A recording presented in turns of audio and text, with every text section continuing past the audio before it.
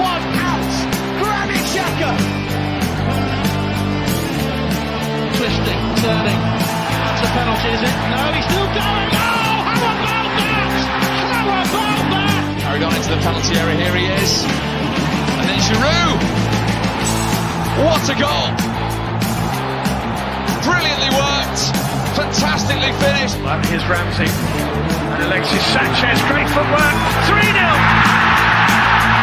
Liverpool blown away. A 3-goal, 8-minute Arsenal blast. Alexis blocked by a Newcastle defender. Still not clear. Wow, what a volley. Where others failed, Ozil has succeeded. Well done, Arteta. Plenty of dip here.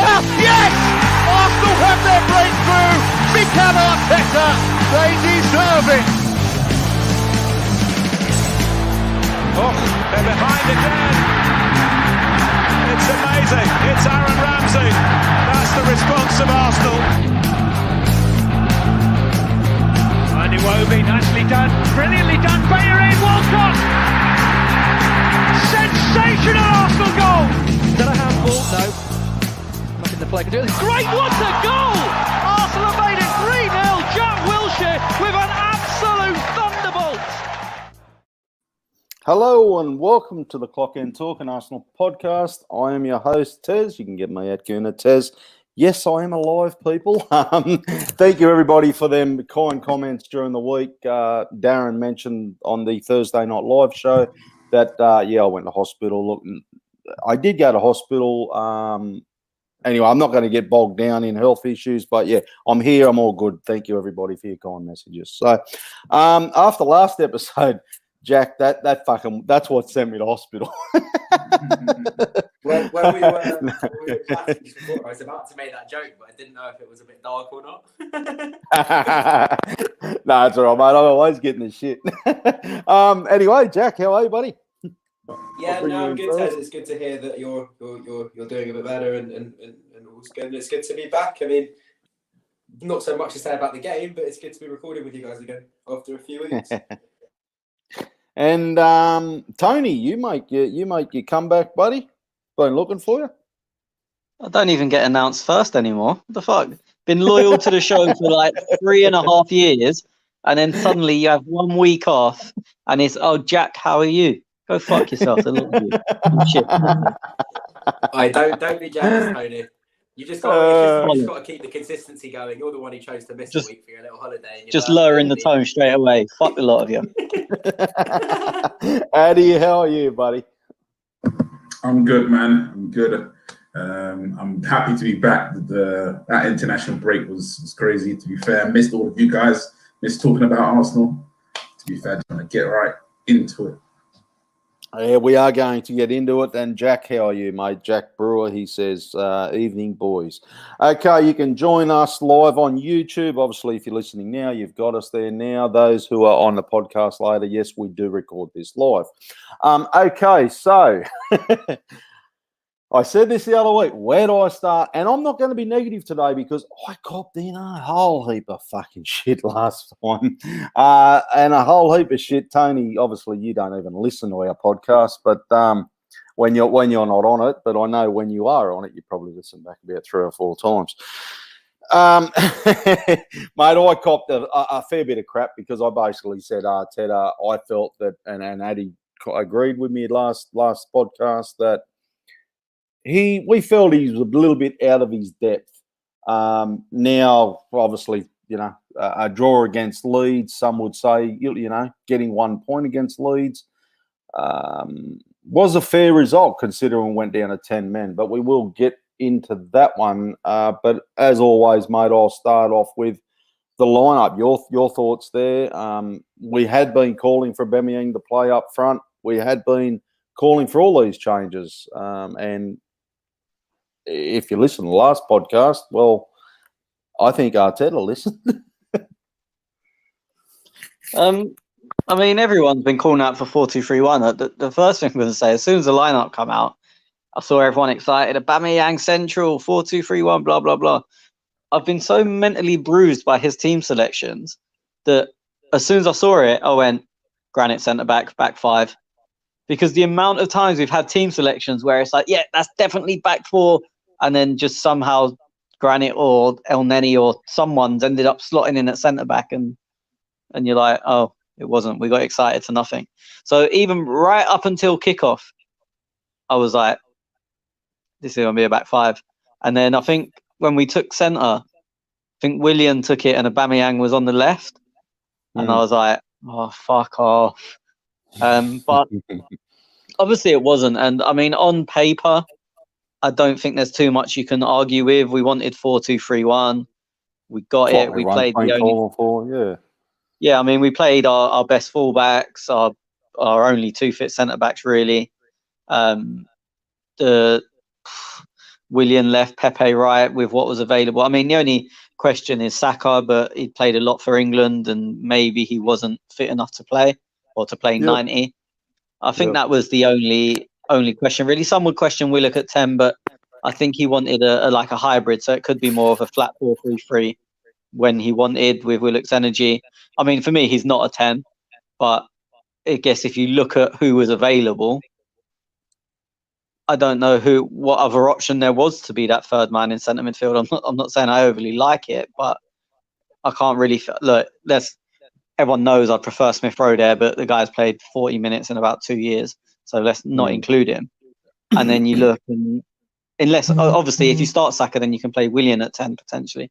But if we're assuming Saka couldn't play 90, then I think he picked basically what he had to.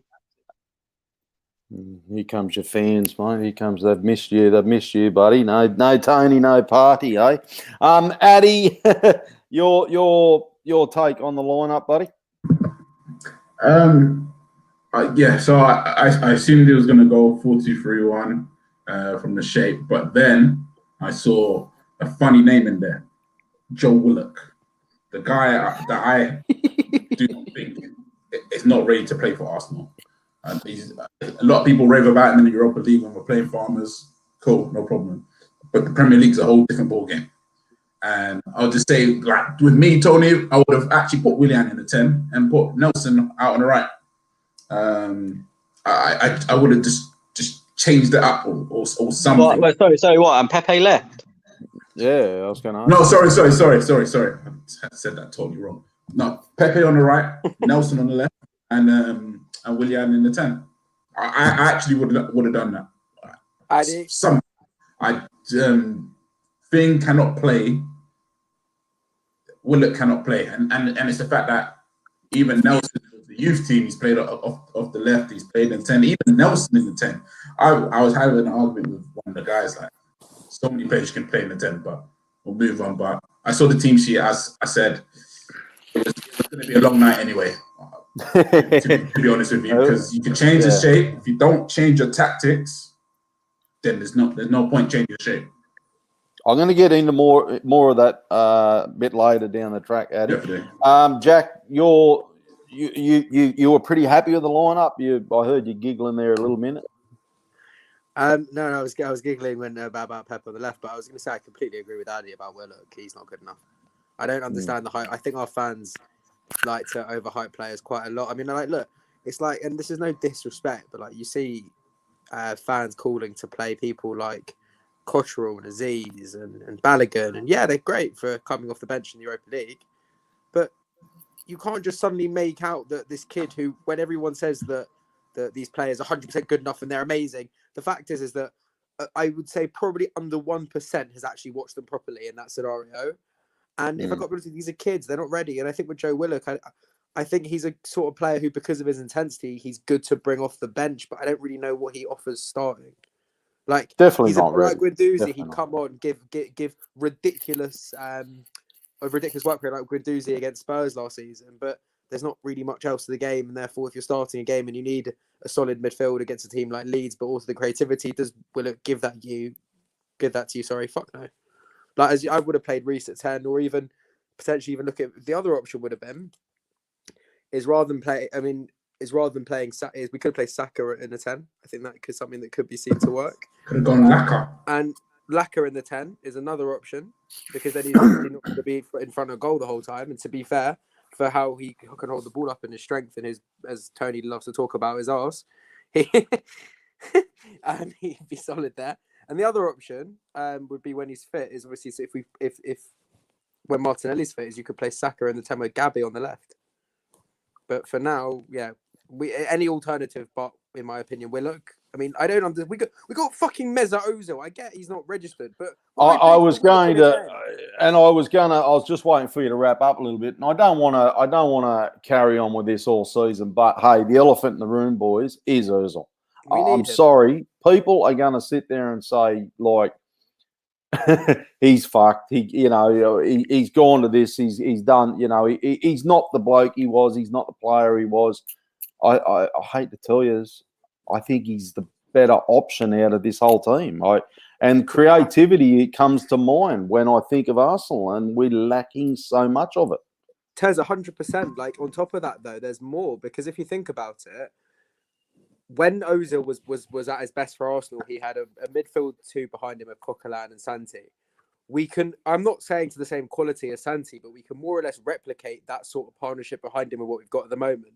And also, there's that myth, which is bullshit, that he doesn't have a work rate because Ozil runs more than any player on the pitch whenever he plays. But the other thing which is really important is, even in that situation, if people still don't think he presses, if we need to press or for the way we play, you can have, in theory, I don't know who I'm going to say as right wing now, because obviously we're having Pepe, but let's say Aubameyang down the middle, Saka on the left, and a pacey right wing with Ozil in the 10, but then let's say Xhaka Ceballos. Partey Ceballos. You then have the perfect balance of the two DMs covering the back four, the front three cover the front, and you can actually allow Ozil to have that free luxury role, because we actually, unlike last season under Emery, we actually have the luxury players now that we can allow him to do that because of signing Partey. And I really think that if Ozil isn't to leave in January, I really hope that he's registered in the squad for the last 6 months, because I really do think if we don't sign a number 10 in January, he could make a real impact. Because, look, as I've always said on here, our problem right now is scoring goals, but we've worked on the defence, and working on the spine and the defence is what is a lot harder than working on scoring goals. And if we put Ozil in the team now with the defensive solidity that we have and in the defensive structure, I actually reckon we might see a different Mesut Ozil than we've seen recently. And I think we've got him there, so why not try it?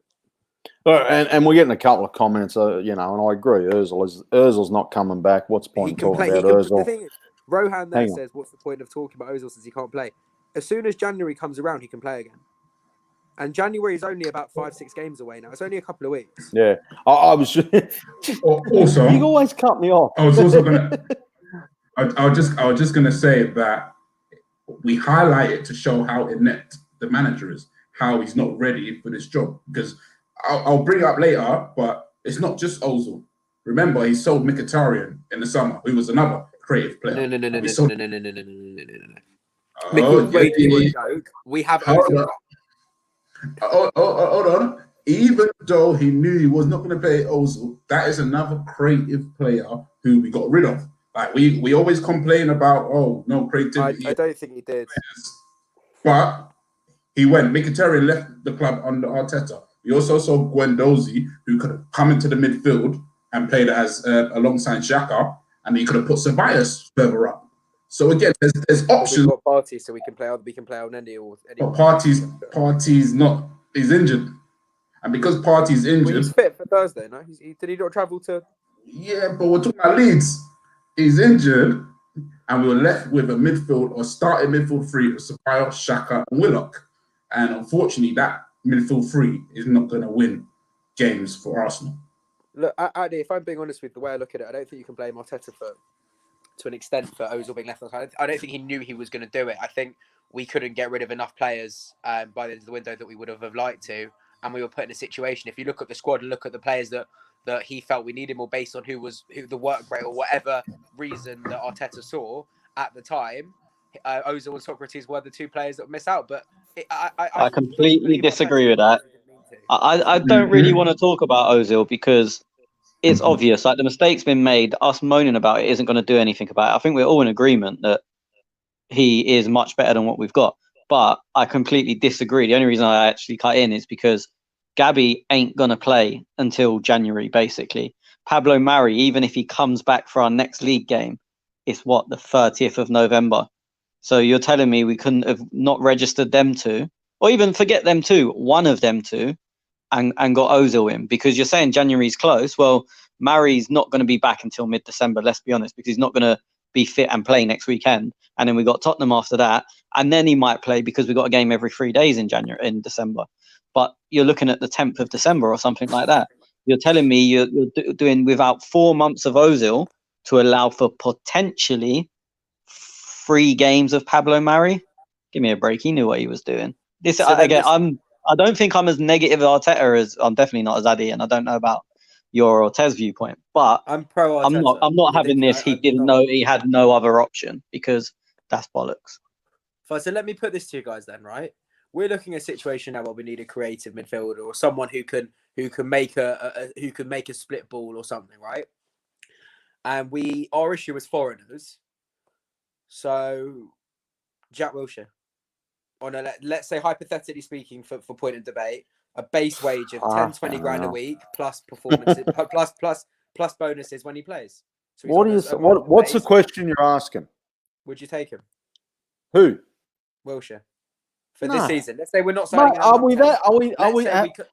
Let's say because of Corona we can't sign someone in January. Let's just say for that, right? Would you go for Wilshere? Because I think Jack, listen to me. Can we answer the fucking question? Jack, our problem is right. Okay, and you're accepting it. I totally get it. You're accepting it. We are now a mid-table team. We have not got. I'm accepting it. We are. That's reality. Is we are a mid-table team. But what makes you say that, Tez? Because and look, I really don't want to sound like some deluded Arsenal fan. Are we a top 4? Are we a top 4 team? Well, no, but you don't. We don't know. We're 8 games in, 9 games in. There's 20. We're a mid-table team. We're a mid-table team. But right now we are. But we've also played away at Liverpool and City. Fair enough. We lost to Leicester and what I'm saying is we could go on a run of games. We could very easily look like we're challenging for a title in 3 weeks. And we're still a mid-table team. We're not going to. We're not going to win a league. I'm not saying we're going to, but I'm saying the way the table is right now, you can't say we're mid-table because we're 15th right now, because teams who haven't played each other and teams who haven't played the dynamic of the league and how late we're earlier on in the season than people. Fabregas would be a better option than Wilshere. I'll take that right there. Can't go on a run and get. If we start making. Wait. I'm not saying we're a mid-table team, but did you just say we could challenge for the title? No, did I just hear that correctly? Not at all. What I was saying is based on the dynamic of the table. Yes, we're like 12th or 13th now, but if results go away, we could look like we're 2 or 3 points off top in a couple of weeks based on how the league's going. I'm not saying we're going to win a league. I'm saying it could look that way from a table. Obviously, it's bollocks. It's like I don't fucking think Spurs are going to get anywhere near winning the fucking league. However, they're top of the league. Do you know what I mean? It's just the point. The fact is, all these teams people raving about are only 3-4 points ahead of us. No, but Jack, this is the position that they're in solely because they've won games, and some teams have had hard fixtures, some teams haven't had hard fixtures. But then you have to win the games, and you rather have the bag. You rather have the points in the bag than not. So cool. As much as we hate Tottenham, and we don't think they're going to do anything this season, Mourinho has shown this season they can go and play against 100%, Addy, and win. But Man United, even though yes we won 1-0, does that show? Oh yeah, we can go to Man. No. But this isn't what I'm saying, Addy. What I'm saying is based on the amount of games there are to play, and based on the fact the season started as much later as it did.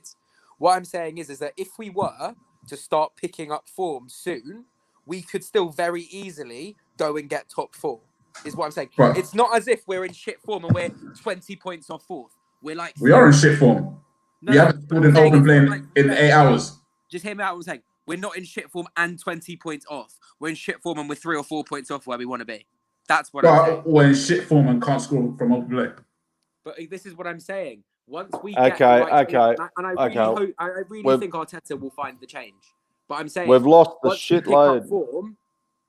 We're not going to look mid-table because that's the dynamic table. So say we're mid-table now because we're 12th in the league isn't applicable, in my opinion. Okay, I just walked away for 5 minutes to come back. We're still talking about the same shit. So let's just get this podcast back on track a bit, because otherwise we're going to be talking about what ifs and what, we're not actually not talking about the game here. We're starting to drift off to what ifs and are we top four, and we're trying to predict future. We're pulling that crystal ball out again, and I don't want to go down that path. It is what it is at the end of the day. Crystal balls we got it for Darren and Tony. Yeah. Look, at the end of the day, we're here. Let's talk about Leeds 0, Arsenal 0. Do we have to? It was a really, really bad day. Can we just talk about next week? Should we do the preview for the others? Yeah. Where do we start? First half, Leeds on top.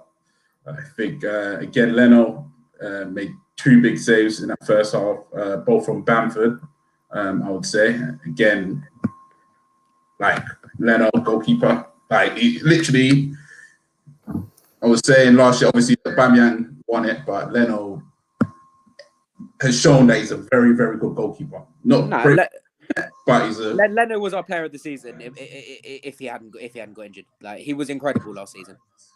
That is it, yeah. I totally agree with that. He was my player of the season anyway. Obviously, Pepe hit the bar. Ceballos had a chance that went wide. Did Aubameyang have a chance? Aubameyang, yeah, he turned on the ball, didn't he? And kicked it a bit very, very weakly. I think Saka laid it off to him in the first. Yeah. Saka wasn't playing in the first half. Not Saka. Who was on the left? On the left, Willian. Oh no, fine. Sorry, then it was second. They were second half. Forget. Second half, yeah. Second half. I think second half. I think when Saka crossed the ball in. Yeah, no. I think that's when the penalty was there. But yeah, first half. Again, I think it was on. I thought we were on the ropes. What are we talking about? I'm fucking lost. I'm talking about the Leeds. You said let's talk Leeds nil, Arsenal nil. Just going for the first half. Yeah. Okay, first half, right. Piss poor performance, I thought. Okay, Tony, let's get this fucking show back on track. Fair dinkum. I'd on mute this bloke. Fair dinkum. Shut him up. Yeah, I mean, we just had no initiative, and look, I know Granit and Ceballos aren't our first choice midfield, but they were really good together at the end of last season, and you was hoping that they'd have some control, and it was weird because they had no control over the game, but they were probably 2 of our better players. I mean, Ceballos in the first 10 minutes gave the ball away every time he had it, but also looked like he was the only one that gave a fuck. It was weird because it was like he was trying, but then and then after that. After the first 10 minutes, when he actually figured out how to pass the ball to an Arsenal player, he was, when I say our best player, Leno was our best player, as he said, but when I say our best player, I don't mean he was an 8 or 9 out of 10. He was our best player at a 6 because he tried, basically. I was trying to look for some stats before I jumped on, because look, I watched the game twice, I think, because I couldn't fucking remember it the first time. But I wanted just to catch up on it quickly before I jumped on today. But one thing I noticed, I thought, Aubameyang, everyone was, the second time I realised everybody was taking the piss out of Aubameyang, saying he was playing very poor, blah, blah, blah. And I'm like, oh, yeah, okay, cool. So on the second time when I watched it, and I noticed, and look, whether you blame Aubameyang or not, he got no service. I had a look on the stats, and the stats showed me the person who passed the ball to Aubameyang the most. Have a guess. Leno off the top of my head. Yeah, Leno. But you know, I was like, wow. But just this is going to be the problem with Aubameyang playing central. Wait. The problem with him being central is always going to be he's a poacher that's either going to nick in front of a defender or hang out at the back post. We played 2 inverted wingers and no overlapping fullbacks because we were so pushed back. Hector and KT didn't really get the chance to go forward. So how's he going to survive at back post when you've got wingers that are cutting in, not holding their line? If you look at all of our best chances in the first half, and I'm not saying they were fantastic, was when I think Pepe had a shot just wide, well, not just wide, comfortably wide, but he cut in. And then the other one, Aubameyang's chance where he swiveled and snatched it. If you actually look, Pepe was in 1-on-1 and Hector just didn't see him. And I'm not overly blaming Hector because he's a right back. But Pepe was on the penalty spot, chilling, and had a 1-on-1 on his own. If you're going to play Aubameyang, you can't play inverted wingers. And if you do, the fullbacks have to get beyond them. Like it's not optional. Because if they don't, then you might as well take Aubameyang off or move him wide and do something else. Because he's never going to work with inverted wingers and fullbacks that aren't getting to the byline. Yeah, I know. Jack, you were going to say, what were you going to add to that? Well, yeah, the reason he had no service because our fucking creative midfielder was Joe fucking Willock. Yeah, I can't blame him. You know what? I can't blame one player for that performance. I'm sorry. No, I'm not blaming Willock at all. I'm not blaming Willock. I'm just saying. I just find that he runs just like a bit of a lawnmower. Like he's just like dry. I don't see how he's a footballer. He just looks like a kid playing in the park. It may be just the way he runs. He just doesn't get on the ball. He can't really play a good ball. Yes, he's explosive and direct, but that's about it. He doesn't have a good vision. He doesn't have vision. Like it doesn't make sense to play him there. Yeah, I don't know. Just going. Like he's a box to box, if anything. I was going to say there was a stat from Orbino, and he said it was Granit Xhaka completed 0 passes to Joe Willock. Yeah, he did. And just to Ceballos, Willock didn't complete a single pass to Xhaka, just 2 to Ceballos, and none to. What is that account? Can you share that account? Look at that. Adi, that's embarrassing. It's a Twitter account. He does some good stuff. Yeah. He's interested in that, right? Yeah, I used to follow him there, but I can't remember where it was. But anyway, I'll get that off you later. Is the head of Opta or one of the big stats agencies? I think it is Opta. Yeah, okay. But he's an Arsenal fan, so the Orbino account is all basically Arsenal stats, but it's not just some geezer sitting in his bedroom. I think it is Opta. If it's not, it's stats from someone. Yeah. Some geezer sitting in his bedroom. The bad man had 100 shots.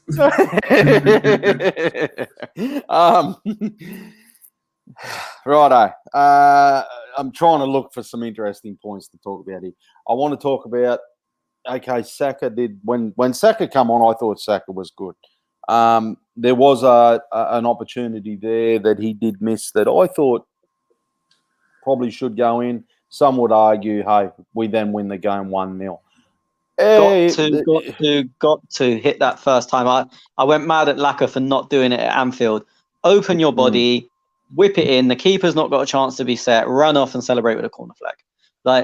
They should be. I don't want to be hard on him because he was literally the best player on the pitch and he played 25 minutes. I was trying not to be hard on him as well when I mentioned it. Yeah, but I think when I hammered Laka for missing basically the exact same chance, and it's just Saka doesn't like to finish like that, and if he learns to open his body and whip it, it will add so much to his game. I mean, I know I'm talking about great players here, but if you've got Van Persie on his left foot, he's whipping that. You don't even consider it.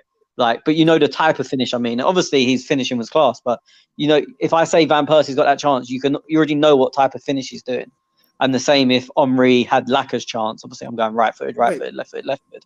Like you can just picture. If I say to you, Omri had that Laka chance, you've already pictured what finishes in your head, and that's what Saka shouldn't have even had to think. It should have been the balls run through, open body, whip, run off to the corner flag. Sorry, I swear. How have we got to the Saka thing before we got to Pepe? Because I knew the Pepe thing would take a little bit longer, so I was just going through some highlights on what actually happened. Look, it's not much to take out of the game. About that Saka chance quickly though, how fucking good was that ball by Bellerin? Yeah. Again, and for record, that is Hector picking up the ball, picking up the ball in more of the centre of the pitch as well, and fucking driving forward. And I'll tell you what, it's another example again of what Bellerin can do. And I really do think that Bellerin's starting to pick up form a bit again. And I think if we can get Bellerin playing like he used to, we've got a fucking good right back, at least going forward. Maybe not defensively, but then we've also got enough cover to cover his defensive errors in players like Partey or whoever plays next to him. So in theory, Xhaka or whichever midfielder drops back to allow the fullback to bomb forward. And in a system where we're playing with fullbacks bombing forward, with the midfielders dropping back, it allows him to make runs like that, and it was incredible. And I don't think he's got the credit he deserves, because I really think he really did show a lot, and nearly fucking scored from it. And it shows when we take a bit of a ballsy chance and we go for something, it normally pays off, and we nearly scored. On the flip side with Hector though, in the first half, that the Bamford chance that Addy spoke about earlier, which I think was offside, but they played a 1-2 on the edge of the box around Bellerin, and Jack Harrison ran 80 yards and Bellerin couldn't catch him. That I don't know when that happened, but that's a worry, because Hector getting stripped over a few yards, you could put down to him being dozy, because we know he switches off. If he can't beat anyone with the ball in a race over 80 yards, we're going to have problems with him going forward, because people are going to have to cover him, and then we're going to go, oh, look how negative we are because our midfield can't push on. But if he's not got that recovery pace anymore, which I don't think he's had for a while, but that just showed it massively. And then he switched off as well. As I said, I think it was offside, but I think he was so fucked by the time he actually caught up that they played a 1-2 and he completely stopped. And then Bamford, for me, should have scored. It was a good save. And as I said, I think if it went to VAR, it was probably offside. But he even pointed to, was it Pepe that came back with him or whoever it was, even pointed, said, you go ball, I'll go runner, because he was so fucked. And then he stopped and let the runner go. Like, you're right, on that attacking play, he was good and it was a good ball. And as I said, the other one where he slid in Aubameyang, he done really well. But we're going to have to be so careful with him going forward if he can't chase anyone anymore. Because when I say Jack Harrison, not one of you thought rapid. Like, I didn't say Adama or Rashford or Salah. I said a guy that was playing for New York Red Bulls or New York City or New York Coca-Cola a couple of weeks ago. Oh, yeah. We got beat last level, though. I fucking lost money on them cunts. Great league to watch. Good fun. I love watching it. I love the MLS. Shit's on the Aussie league. Look, I'm fucking positive, okay? You leave my league alone, cunt. Oh, yeah, I got in trouble last week for calling you a cunt. Listen here, fuckers. A cunt in Aussie, he's me mate. Don't mean he's a cunt like you miserable pommy cunts. A cunt's a cunt, yeah? Unless you're a fucking cunt. Okay. I'll talk about Pepe. In Australia, what do you call that? What do you actually call a cunt in Australia? Like in what we'd call a cunt here? Seriously, yeah, cunt's a mate. He's a mate. So yeah, just the mate, bloke, good friend. Yeah. If I know you good enough to call you a cunt, means you're a good bloke, good mate. Good lad. Okay. Righto. It's not the Aussie slang show, is it? But I got roasted the other week calling you a cunt. Addy. Oh, fucking hell. Say, you guys are good lads. Good lads. Good bunch of cunts. Good bunch of cunts. Okay, red card. Pepe sent off. Replays show the Arsenal man thrust his head into Eloski away from the play, and the referee doesn't hesitate in showing a red card, Tony. He's an absolute idiot, and he got done hook, line, and sinker. Yeah. Every time off the ball, Alioski was having a little pop at him. Nothing major, nothing that was probably ever been seen, and he bit massively. And you remember that he played under Bielsa, and Bielsa, by all accounts, studies his players like no one else before he signs them or in order to recommend them. So I'm just going to assume that was a trait he knew, but he's an idiot. You can't fall for that. Like, there's no defending it. And to be fair, I've seen some Arsenal fans go, it wasn't a red card, it was a bit soft. Are you dumb? Like, are you actually dumb? Like, what more can you say? Like, I know. I get there's being biased, but come on, like, he just, and it's annoying because Willian had gone off injured and he's just generally been a bit shit for us.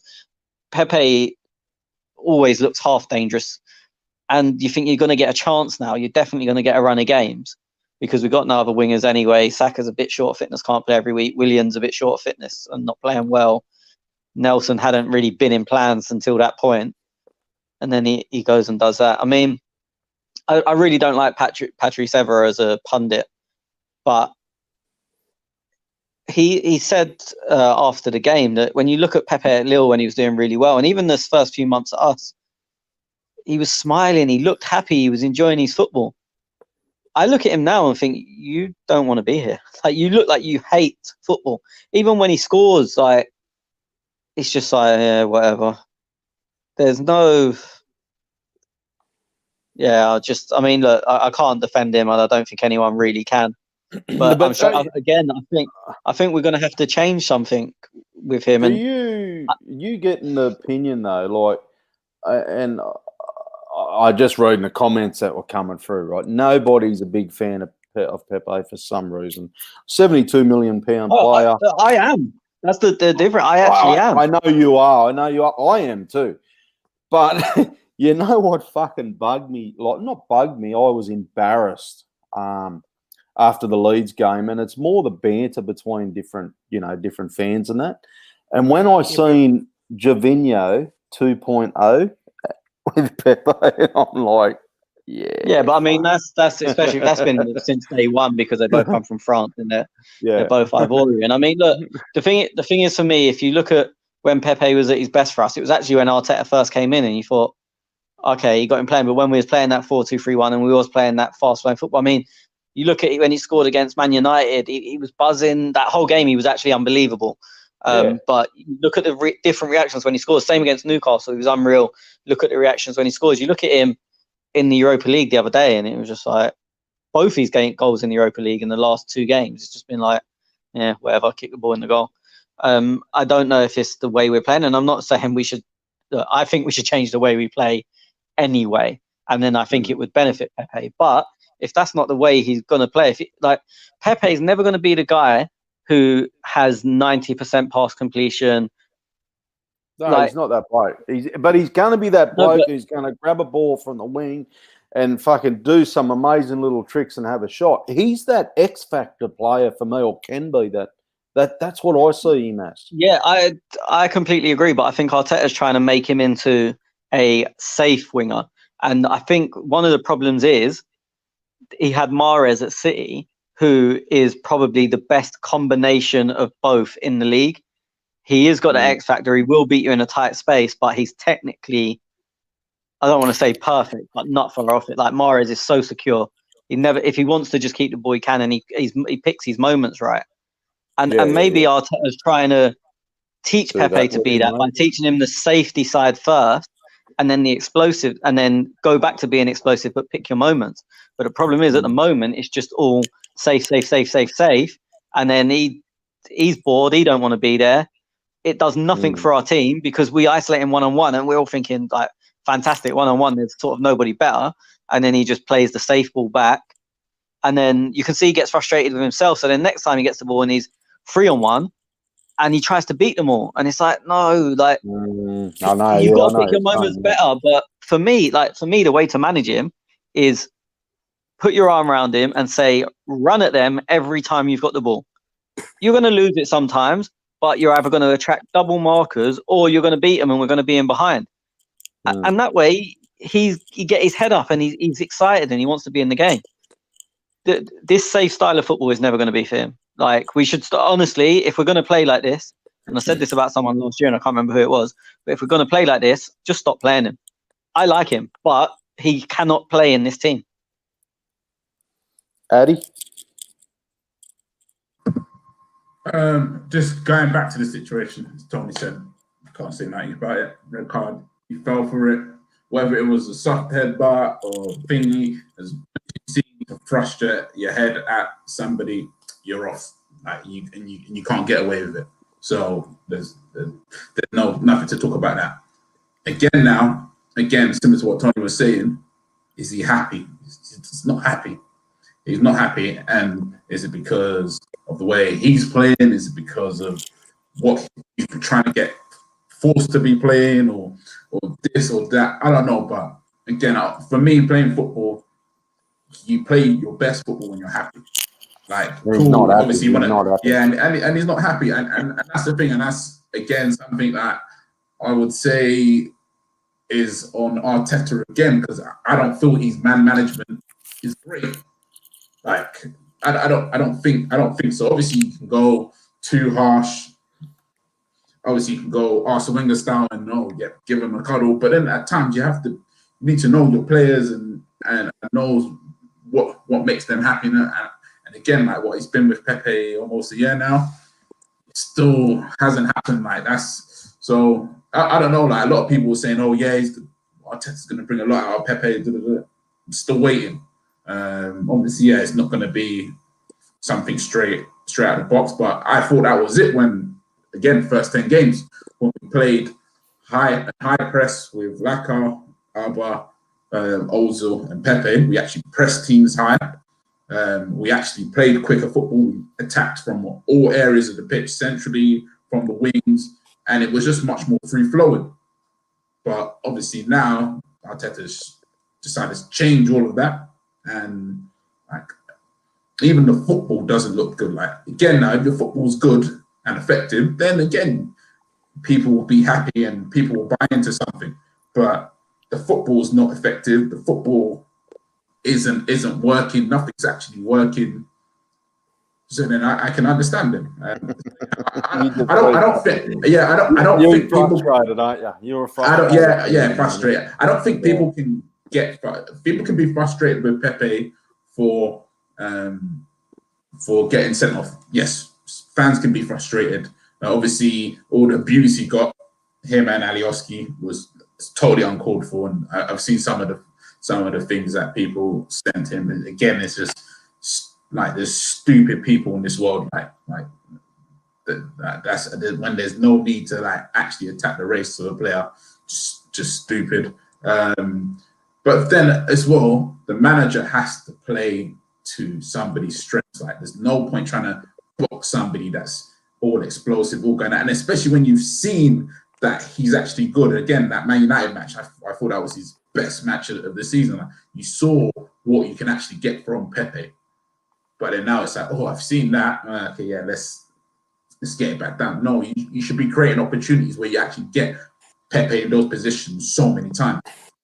So yeah, obviously that's something Arteta needs to work on as a coach. And a manager. He needs to work on that. But I said I'm frustrated as you can hear. Don't know how long. Just a thought on what you said. Like you said, we're not playing to his strengths, and I completely agree with that. Who's are we playing towards? I actually don't know. Who's are we playing towards? I actually don't know. I don't think this system suits anyone. Anybody. Maybe David Luiz. But that's when we're at a back five. Even like the game we played the other day, like there's not one player that I can go, yeah, this system helps you out.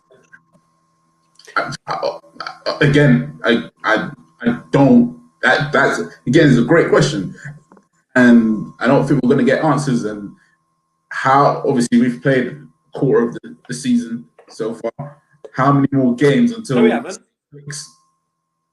Wait, how many games? We have quarter of the season. Yeah, quarter of the season, 9 games. How many more games do we have to play before something clicks or something changes? Like, because for me, you've seen Arteta in 3 stages. You've seen Arteta first 10 games before lockdown, the games including the cup final after lockdown, and then you've seen this season. And there's just been 3 different transformations and different things that have changed within those times. And I don't understand what he's doing, but yeah. Addy, can I just 2 things on that, right? So the first, just one thing quickly before I make my main point, just to backtrack on what you guys were saying before on Pepe, just so I can make a point. I've got a feeling, just how we saw with the Xhaka situation, I've got a really good gut feeling that this red card incident could be the best thing that happened to his Arsenal career in terms of how he progresses. Because I mean, it's fair to say that if you look how Arteta's dealt with those sorts of issues in the past, he has dealt with them very well. And to go on to what you were saying just before, you say when we just need that one thing to click and stuff, and I get that completely. However, do you guys not agree with what I've been saying for a couple of weeks, which is that it's a lot harder to fix a defence than it is an attack, and we've done that, you could argue, or at least improved it a lot from where it was. But we broke the attack. Pardon? We've actually destroyed the attack. No. I completely get that. What I'm saying is, it's harder anyways to fix a defence more than it is fixing an attack. So the point is that we've done the hard bits, and now is it not just a case of finding the right front three or finding the right balance? Because we've done the hard bit. I think it's the tactics. As much as we want balance, there is a style of play. Let's even take out style of play. Just tactics alone. His tactics are wrong. And that's where we say, okay, cool, we've got 4-2-3-1, and Aubameyang's going down the middle. If you're not playing to people's strengths, okay, Aubameyang's going to play off the last shoulder. Can we turn them? Can we get the ball into Xhaka? Can we turn them? Something. We're not playing into people's strengths, so the tactics aren't actually correct. So what more? Look, something's going to click one day, whether it's the board, whether it's Arteta, whether it's players, something's going to happen. But obviously, everyone wants it to be a positive click and, okay, cool, we learn from this, we move forward. But then my question is, how long is that going to take us? Is it going to take us another 9 games? Is it going to take us 3 games? Is it going to take us all of the season? That's the key question that Arteta needs to answer, the board needs to answer, the fans need to answer, and the players need to answer. Those are the questions. And again, as much as I'm hitting on Arteta hardly, I said his first 10 games excited me. Yes, you have to make a few changes, and I totally agree with that. But then for me, you're scoring freely. Yes, you have to adjust the defense. But similar to how Klopp did it, and his Liverpool team, Brendan Rodgers' Liverpool team scored goals. Klopp continued that run of scoring goals. It was now just the defense and the goalkeeper, which was the issue. And he slowly changed that. But Liverpool always kept scoring goals. We were scoring goals. We weren't scoring as many goals during Arsene Wenger's season. We were scoring goals. But now we don't even score goals. So that is going to be that's our issue at this moment in time. I'd rather him go to, okay, let us score goals. Now we've actually got the better players in there. Can we slow teams down? Can we not concede as many? That's how I would have done it. Okay, we want to do our 3-2-1, boys. Yeah. I'm actually very interested to see who you guys easy certain things to. I think it's easy, but I've got a feeling we're all going to disagree. Well, if I go with my 3 first, because I know I'm going to go the other one to what Addy is, because I know who he's going to go. I'm going Saka, and Addy can now say the goalkeeper. Right. Leno, Jack? My 3 goes to Leno. Leno, I'm going Leno as well. 2, Tony? Leno. Addy? I would say Saka. Yeah, I'm Saka. Jack? Danny. Okay. Tony? I'm quite torn because KT showed a bit of bottle and played quite well, and Danny was the only one that looked like he gave a fuck for a large portion of the game. So it makes it really tight between them two. You can't give a point for a bloke who gives a fuck. I know you can. You can when no one else does. You definitely can. Hold on. Is Tez not the guy that gives? Does Tez not give Xhaka a point for just being Xhaka? It's just for his looks. But I mean, either way, I'm gonna go for Tierney. But I can see the argument with Danny. No. Eddie? Mine's going to be controversial. I'm going to give it to the woodwork. saved us so many times during the game. I think hit the post 3 times. I'm joking. No, I'll give it to Danny. Danny. Yeah. Jack? I'll give my 1 to, I think, Saka. I thought you were going to say Hector. I wanted to. Oh, I'm going to say Hector anyway. That's who I was giving my one. Do you know who's really unlucky and never gets a mention in any of these? Like, Holding done nothing wrong, but none of us. I'm not saying he's fantastic, but he never even, including me, he never came into my mind.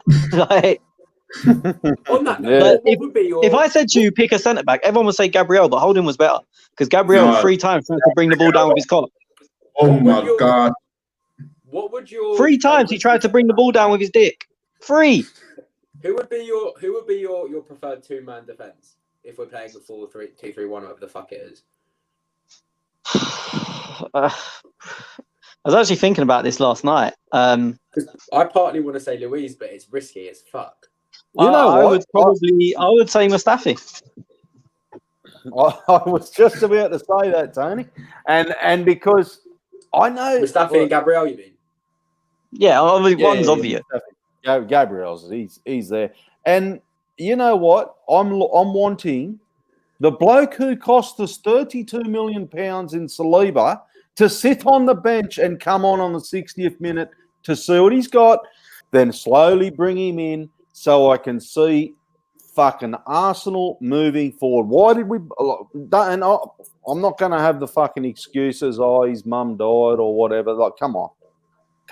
Yeah, that's done. That's done. He's training every day. Excuses are gone. Well, he's playing for the under-23s, and it's just at what point? Look, obviously he's been hard, and I couldn't imagine that. But at what point does he start playing football again? Like, exactly. Yeah. Why isn't he on the bench? Why wasn't he on the bench on that game? Give Rob Holding 60 minutes and bring him in. Well, obviously somebody's seen something in him to pay him the fucking money they wanted. Well, what's difficult is that he was ahead of Fofana, and Fofana looks excellent. Like, Fofana looks very ahead good. Of Fofana. Yeah, but now Fofana looks excellent in the team that could have gone top on Sunday, and Saliba is playing for our under-23s. Sometimes it's ridiculous, and the point that I'm making here is we drew 1-1 to Leeds. We lost. We didn't score. 0-0. We did not score. We lost to Villa. Like we're not sitting in a second, third, fourth. You can't even say fifth, and we're almost going. Well, we can't drop a game. We can't drop points. Here we are. Test it. I don't get it. And there's more going on. There's more. Arteta's not in control. Like, nothing against Arteta. And I say this week in, week out, I'm not Arteta out yet.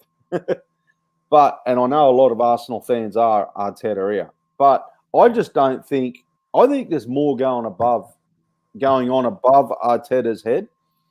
Ozil not playing, not starting, being left out of the side. Same thing happened under Emery. Same thing Wenger, well, he had say. Saliba's another one. Somebody's pulling reins up top, and I don't know whether they're not letting him have free rein to pick his teams or what's going on, but something's not fucking right for me.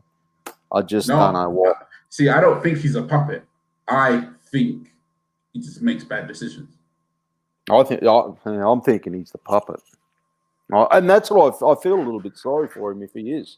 And what's going on with these leaks? Who's fucking leaking information and shit like that with teams and stuff? Wait, can I just say something on the, well, 2 things. One, I kind of disagree with you both. I think the Saliba thing's down to him. I don't think the Ozil thing is. But just because you brought up leaks, like, not everyone, but people in the group chat know I make a living basically betting on team news. There is no leaks out of Arsenal. Trust me. Like, I have clubs that ring. I can get their team 24 hours before. Look, there is small leaks, but I mean, me, a random guy who sits in Milton Keynes, I can get the Liverpool team 24 hours before any game.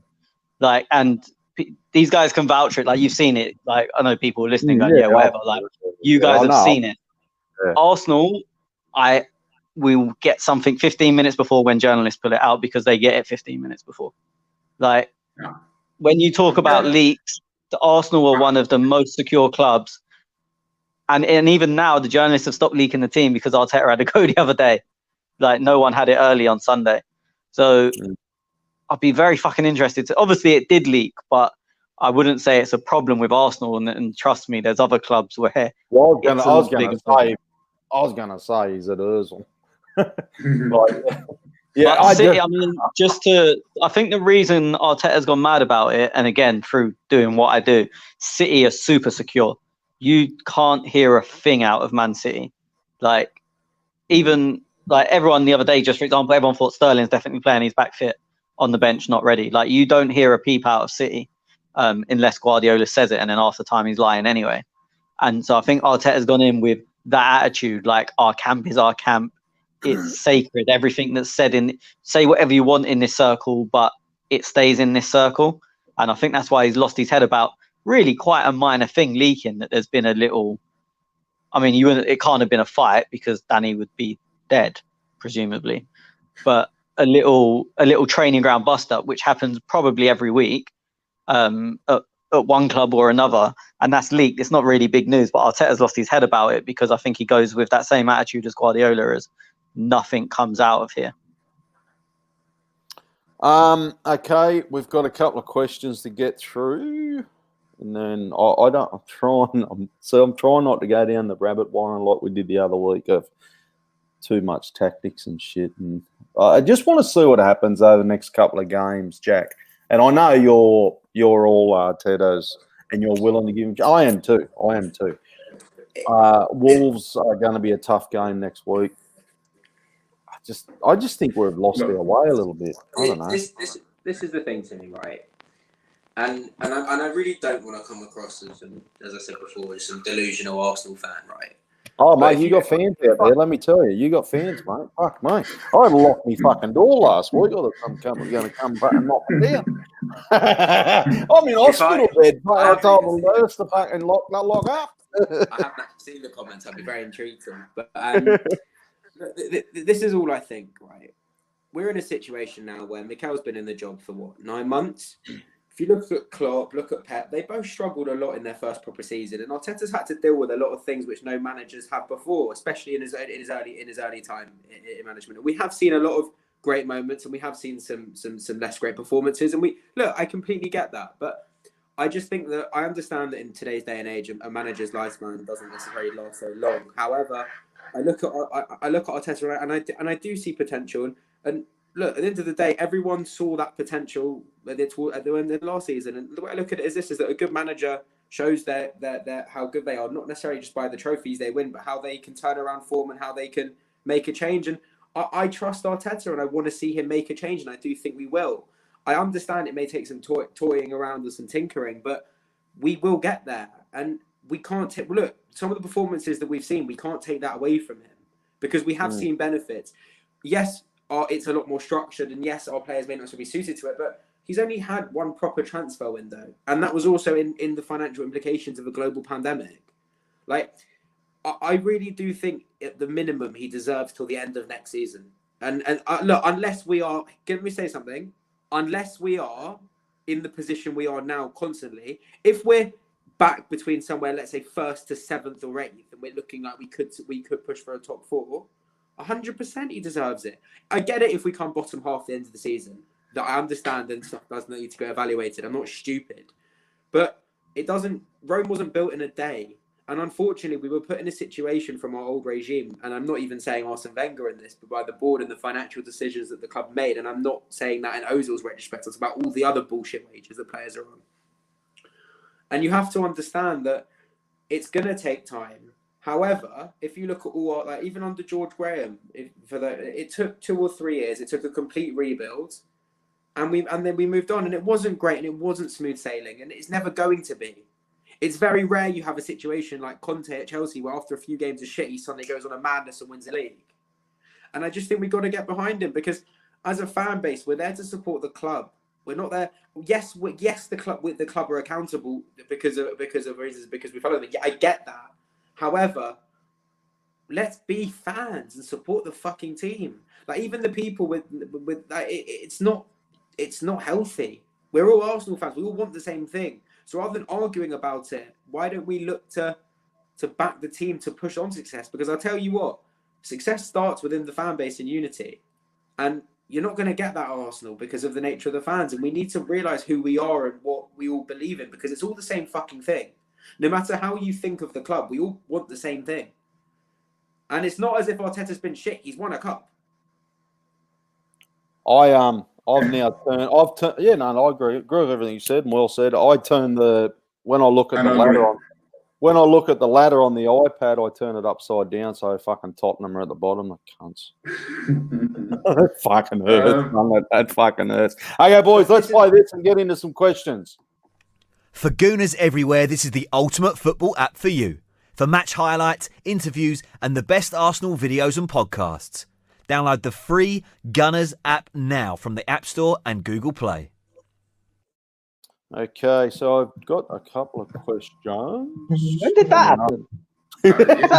Yeah, you missed it. Yeah, you missed it last week, mate. Or 2 weeks ago. Me, I miss a week and you got sponsors and all sorts. Tony,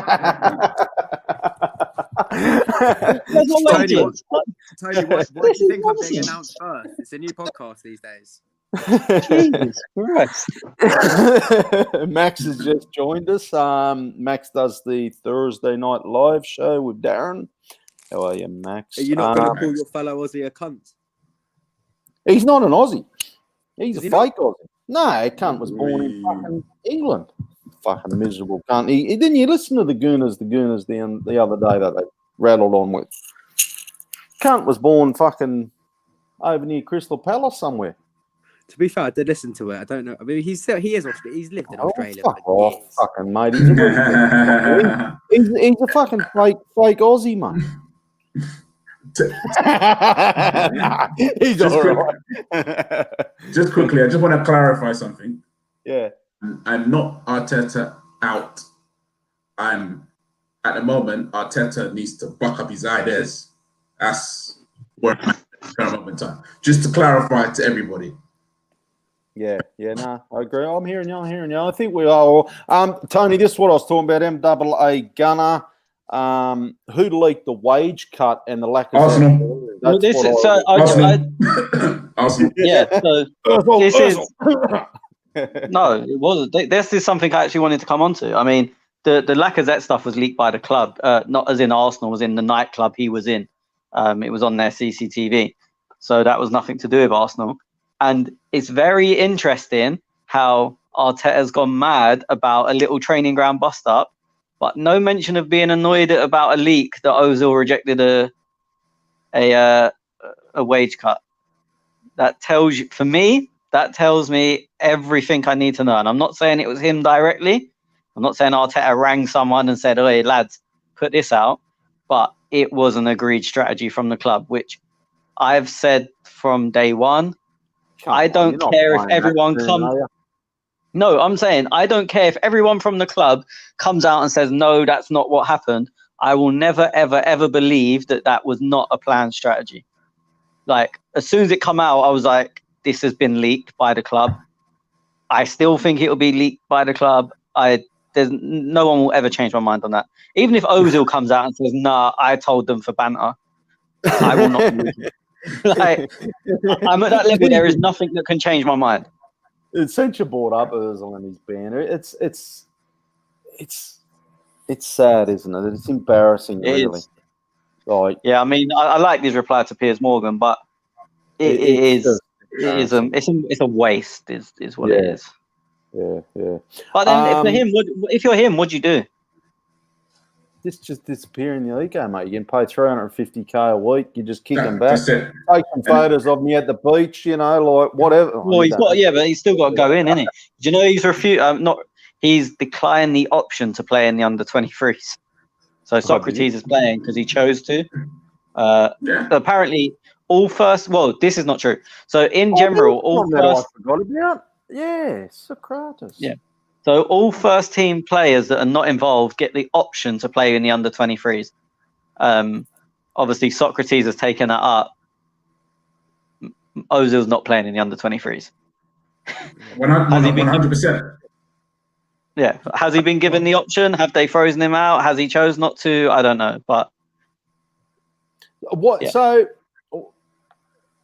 I'm not really up on the loan stuff. Like, when can you still loan somebody?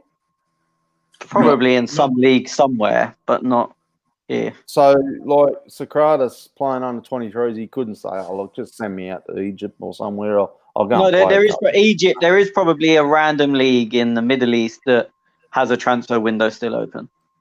Probably, I don't know. There might not be, because it used to be every league made up their own rules, and then FIFA made it that you're only allowed, I think it's 10 weeks a year. Actually, And- the A-League's still open. The window here is still open. Yeah, well, you're allowed 10 weeks a year, and then it's up to every league to decide when then 10 weeks is. I think it's 10 weeks. So Remember England pulled their one forward to be at the start of the season last year. So the transfer window ended on the first game of the season. Yeah, then they flipped it this year because all the other clubs came in and picked up all their players, and they couldn't sign anyone. Yeah. But so there may be a country where their 10 weeks is still open, is basically what I was trying to get at. If I was Ozil and maybe Arsenal, do you think, like I just said, the A-League down here, the window is still open? If Ozil said, look, I'll go down there for 6 months, come down here for 6 months and play. Obviously, no club in the A-League could afford his wages, but what does he do? Does he take a wage cut, would he? Or Arsenal go, well, they have to approve it and pay He doesn't want to leave London, but he wouldn't have to take a wage cut anyway. His contract tells him he earns this. If he went on loan, Arsenal would still have to make up the difference. Whether he's sitting there or not. That's what I'd be doing. Yeah. It's crazy. Come there and play for Sydney FC. Oh, that'd be good. I've got a couple of questions. Well, what else are you doing, mate? You're just sitting around there sending out some trolling tweets, fuck arsing around. Like, what are you actually doing? Ain't you cunts in the middle of a 9-month lockdown? With all due respect, you're fucking... What'd you say? Sorry? You're in a 9-month lockdown. At least there you can go for a cheeky Nando's. No, they'll let him come. No, it's only down Melbourne. I think Melbourne's still locked down. Yeah, it is. He actually can't right now either. He can do a 2-week quarantine. He can do a 2-week quarantine thing. I'll let him in, mate. It's fucking the A-League, mate. We need every help we can get. And please, he's actually supporting the team, and you lot, people are having a go at him. He can't play. They don't want to play. But so now, when he's actually saying, cool, come on, boys, let's go, everyone's attacking him. Well, it's funny because Guendouzi said nothing and he got attacked as well. That's what I'm saying. When I said, what can he do? That's what I meant. Like, he can't win. What I'm trying to say is he can't win. Can't win. Yeah. Totally agree. Can't win. Yeah, I get it. Okay, we've got a couple of questions coming through on the live chat. Do you see anything improving in attack until we have a proper attacking midfield player? I reckon Party, like, he is a piece in a very, very big jigsaw. Go on, Tony. I want to get out of this idea that we're going to get a number 10 and then we're automatically going to be a good attacking footballing team. The system's horrible. Like, okay, maybe he doesn't have the right number 10 to play that, but look at the positionings of the players. We're getting penned back and held back. Like, I mean, at what time in that game would you have seen against Leeds the other day? Would you have seen a 10 being heavily involved? Like, we're not set up. We do need an attacking midfielder, but it's not going to be we sign that Hungarian geezer whose name I'm not going to try and say. Dominic. Yeah, Dominic. Good old Dom. I don't know. I've got nothing. You want me to announce him? Yeah, that's nothing.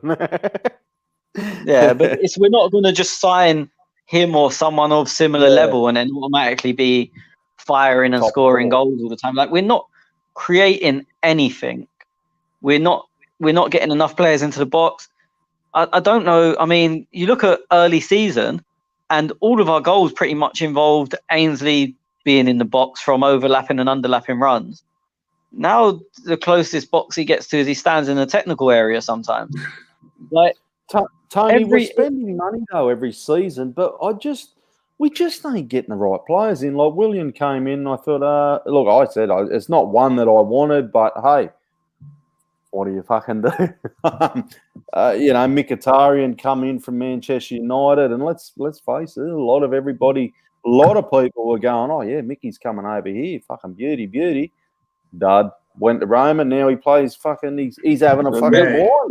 Do you see his goal on the weekend? Yeah, awesome. Man. Like what I'm saying is we're spending money. We're thinking they're the right kind of players. Like Granite come in for 30 odd, Pepe come in for 70 odd, Lacazette for 40 odd, Aubameyang. We're spending fucking good money on these players who at one point I think they were pretty. They're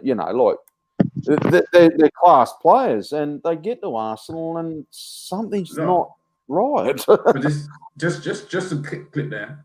Who is the right player? This is why I don't know, Eddie. This is where I was going down this path.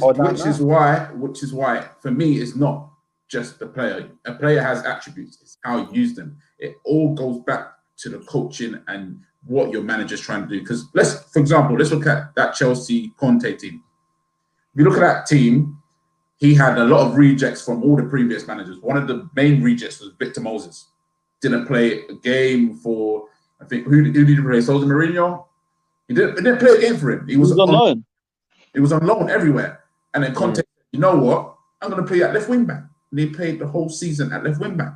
Who would have thought? And I signed him again at Inter Milan at left wing back or right wing back. But he's there. So then it's all to do with the system the manager wants to implement and how you can actually use players in that system. Obviously, Victor Moses was a out-and-out winger when he was at Crystal Palace and growing up. It's out-and-out winger. But then it's how the manager uses players. And that's where the question is. Cool. Emery had Mkhitaryan, had all these guys. How did he use them? He didn't really use them too well. Now it's Mikel Arteta. How do you use these players? How do you get...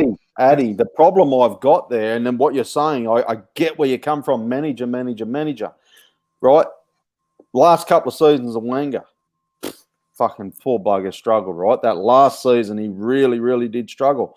Emery, we give him a couple of, what was it? Was it a season and a half? Emery? Yeah, just under. Anyway, it was very fucking quick. Emery come in, he struggled. Arteta's there, he's struggling. Conspiracy theory is somebody above these guys calling the fucking reins. I don't know. No. But this is where I say. So are you telling me if we change the whole team, everything will be different? No. I think somebody's. I think somebody's saying I want. I don't know what I'm thinking. Just like what Tony said. Tony said three managers don't do this. Three managers, like, what do you do if you go? Arteta's one of not a those manager. other managers. Nah. Arteta's not a manager, and I'm sorry, and I'll say it here. Unai Emery was never ready for Arsenal, a club of this size. Again, I will blame from PSG. He got sacked from PSG. He didn't come from PSG. Please, let's get that. From PSG. But he was a manager. Can I just say? He was a manager, yeah. George Graham came from Millwall.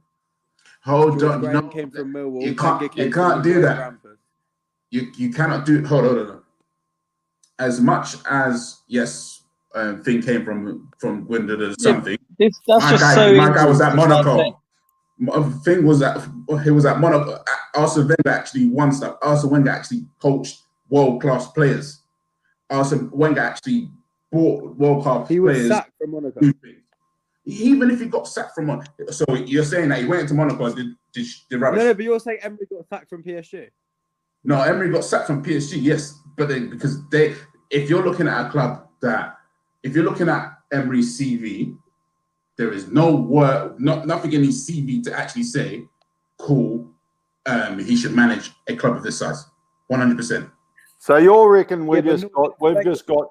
You think boys are look, and I'm stretching that a limb on conspiracy theories as well. So, but I don't know what's going on. But we went for the cheapest option. Yeah, and you just With think Arteta? we've had 2 duds. If we had a Conte or a Louis Van Gaal, Who are the 2? but have we just got 2 duds and we're just unlucky? Like, is that where we're at? It's not unlucky. Sorry. Arteta won the fucking FA Cup in his first 5-6 Oh months. my God. Oh yes, Arteta won the FA Cup, but Arteta came in when we were 8th and we finished 8th. Well, how can you call Arteta a dud? And hold on, Arteta, for me, he hasn't improved us. For me, we haven't gone forward. Well, we were not conceding. But we're not scoring. Oh, we were leaking goal. Yeah, but sorry, we were leaking goal after goal after goal. We were. But we were scoring. We now got the defense.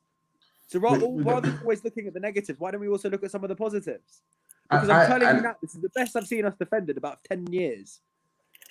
Just look again now. I'll give you that. Arteta, thank you for giving us structure defensively. Cool, fair play to the guy. But for me, we haven't. Okay, yes, sorry.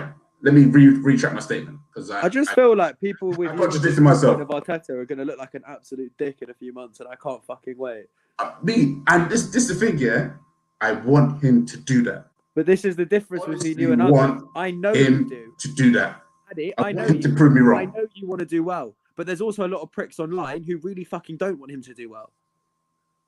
They'd rather see us fail than us succeed. There are loads of them in this fan base at the moment. Yeah, but we can't start talking about what pricks online want, because we've got pricks online saying things to Pepe that I can't repeat on here, and I wouldn't want any of us to.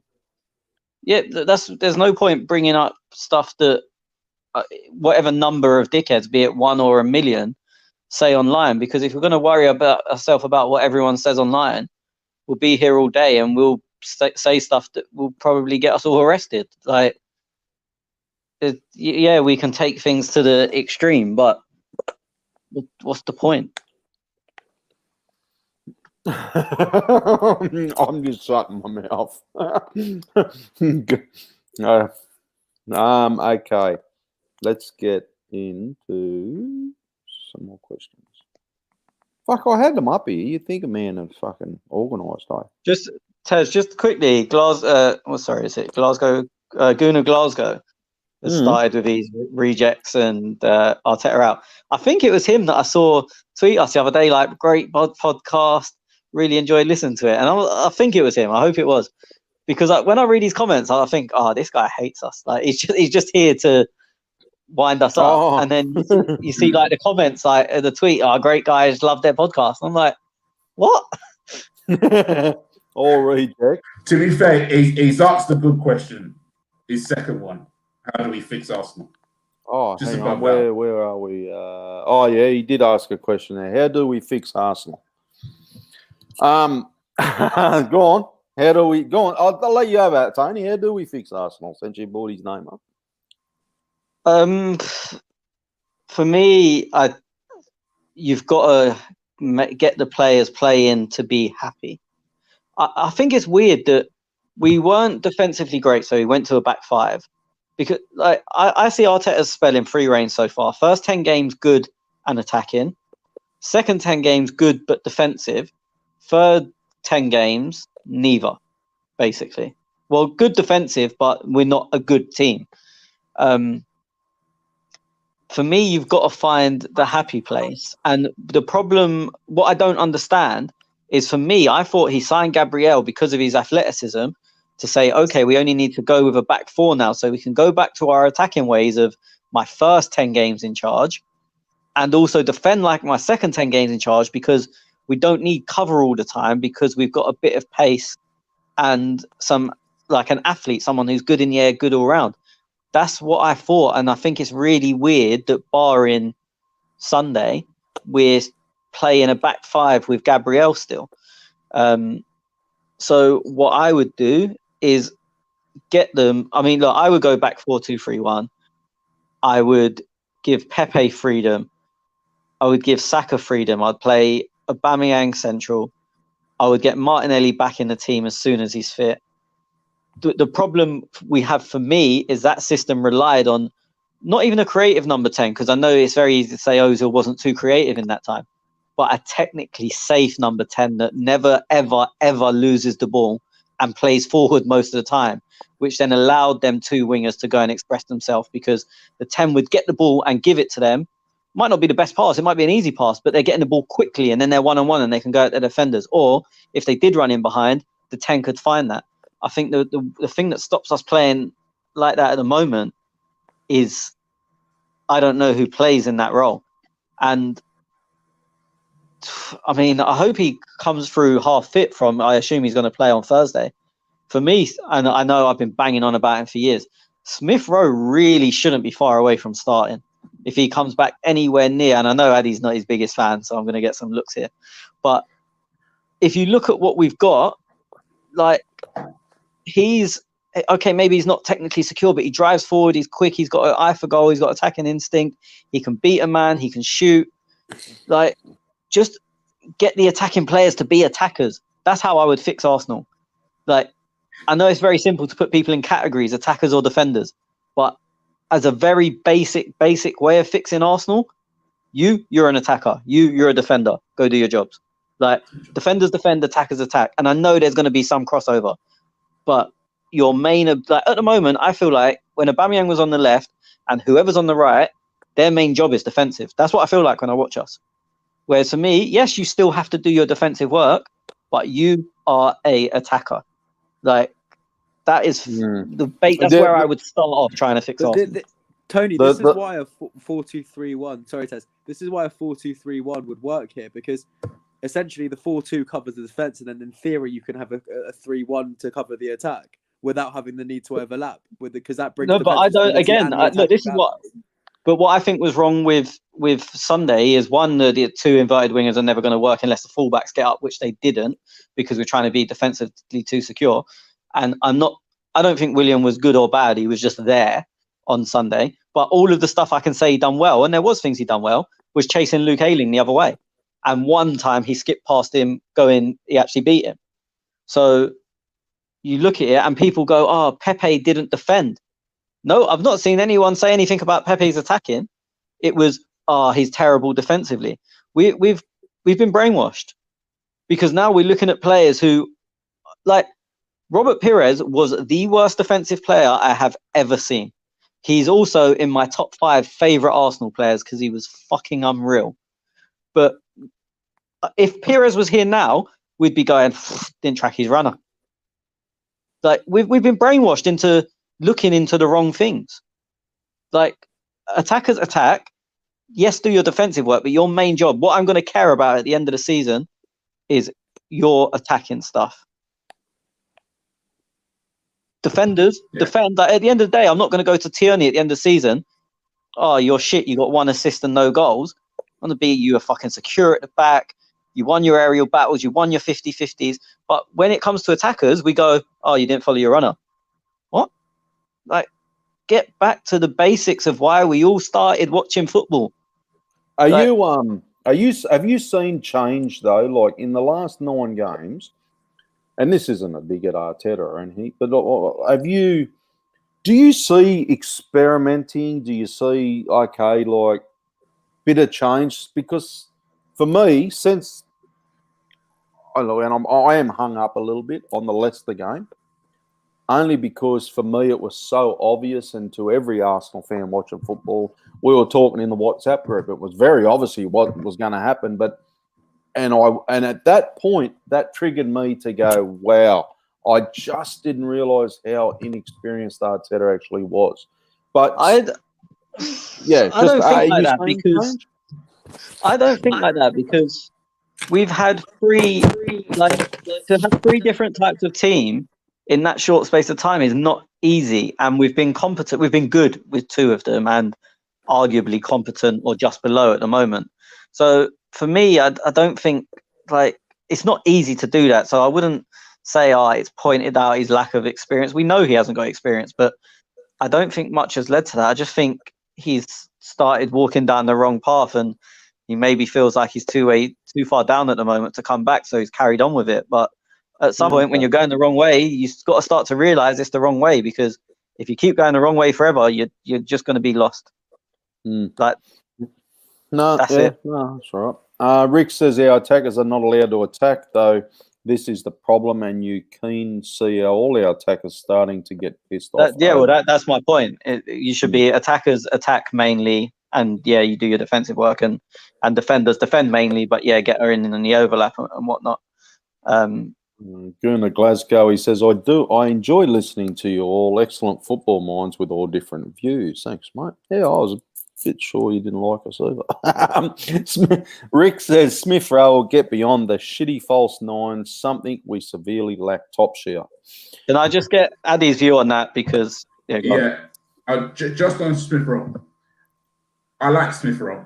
My only issue with Smith Rowe was he needs to get games and he needs to actually stay fit. That's the problem I have with him. And similar to what Mason Mount did at Derby, got 30, 40 games at Derby, even if it was with Lampard, but he got the games. And what he was doing at Huddersfield, I liked it. And it was like, you know what? Back that up this season.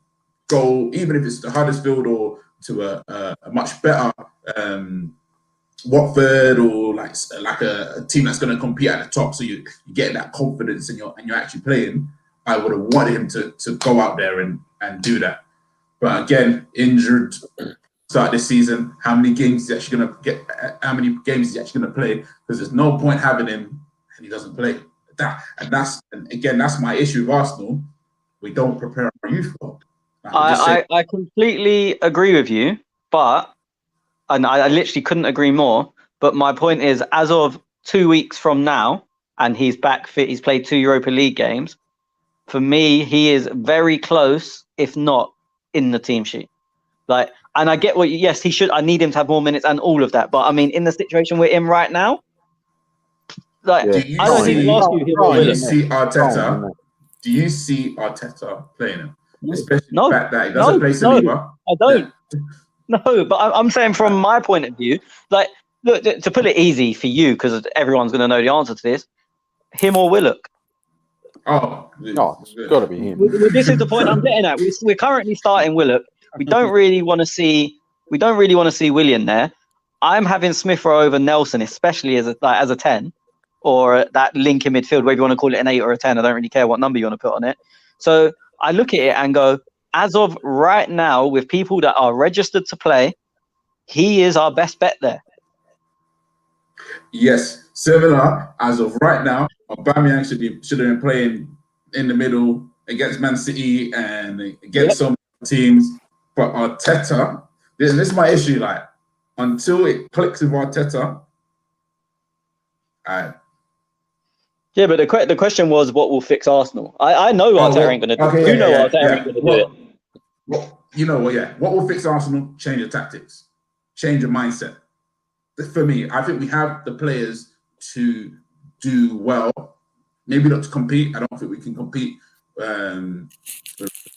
title, even though it's like literally like open, much more open than last season. I don't think we can compete, but we can challenge. But then again, change your tactics, short and sweet. Change your tactics, change your mindset. That fixes Arsenal for me.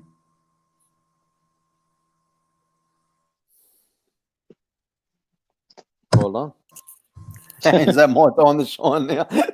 Fuck yes, I was just putting the Go on, Tez. What fixes Arsenal? Yeah, I don't know. I was trying to work out what's on TV with the football. That's how fucking.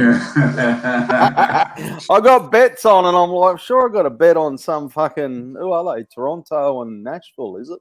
Yeah. Sorry, I'm on now. I'm on. What fixes Arsenal? Granit Xhaka. What a legend! What a player! What a myth! Look, I agree with what most of you boys said there. I often think to myself, we missed out on a couple of things in the summer, on the end of that window, which I think may have been in the plans to go forward, and the plans didn't happen. We grabbed Partey last day of the window. and look, respect. Well, you could say, accounts on Twitter knew that was going to happen all along. So apparently, but we grabbed him at the last minute, but we didn't really do much else in the window. Like, I know we tied up a few players, Cedric, Murray, things like that. Sabia's come back on loan. For me, it was a real funny window, and I don't know if Arteta got all the little pieces that he wanted, and now he's kind of stuck with this team of wish-washy type of, we've got the jigsaw there, but I really need another window, and I need next summer as well to try and get these players that I want. And everyone knows he's going to go for who was that bloke? Awa. Is that it? Awa? All right. I bet he doesn't. I bet we don't go back after him. Yeah. You don't reckon? No. So, well, he was so much linked, and my worry is now is if everyone thinks that, Arsenal are going for him, all of a sudden his price goes through the roof, and then it's are we another backward step from getting a couple of players? So, look, how we fix Arsenal now is, I don't fucking know. He's got a massive job ahead of him for the rest of this season. For starters, I'd be unlocking Ozil in January. I know a lot of people are going, well, fuck, but come on, this bloke, he's sitting there doing nothing. Use him, for crying out loud. Smith Rowe is a good shout. I agree with everything that you said on Smith Rowe. I don't really, nothing against Joe Willock, but come on, fucking really. Are we at that point? And it's almost like where I say, like, it's a mishmash of players, because I feel he's probably clutching at straws a bit, going, well, we're trying something. We're putting Aubameyang up the middle, and we've got this Willian bloke who he's been really good at Chelsea for a long time, and we've got the $72 million winger on the right. Like, so he's getting the pieces, but the midfield is just a major lack, and when you look at who we've got to put there, well, it's pretty fucking sad, isn't it? We let Mkhitaryan go for free, and he's smashing it in Rome. That's in the Italian league. I tell you now. But you say that, Jack. Same thing that Tony said to me.